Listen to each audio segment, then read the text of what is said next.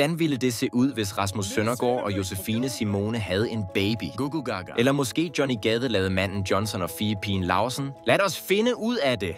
Lad os starte med vores allesammens elskede Alexander Husum. Goddag og velkommen til første afsnit af Hate på Hatersne. Og et lidt kontroversielt valg efter nylige hændelser, nemlig Jasmin Lind. Lad os starte med at scanne deres ansigter, foretage målinger og identificere karakteristiske træk samt genkendelige detaljer.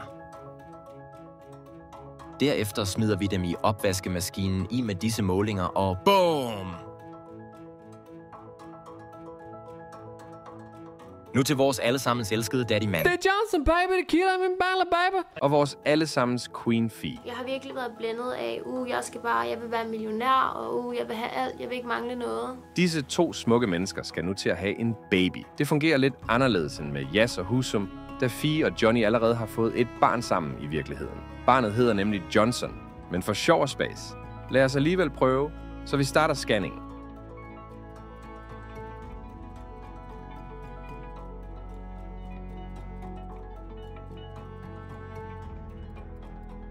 Ja, det ligner jo faktisk noget, der kunne være rigtigt. Skriv Johnson i kommentarfeltet, hvis det er rigtigt. Altså, når alle de gravide kvinder kommer ind, der må man jo sige, der er forskel på de forskellige maver. Og jeg ved, ude backstage, at der er blevet givet alle mulige former for snyd, man kan lave.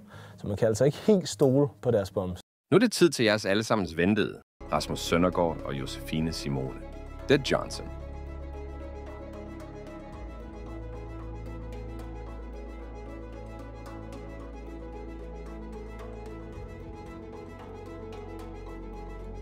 Holy moly, det tror jeg, Sofie bliver rigtig ked af. Hvem vil I se næste gang få en baby? Sig ja!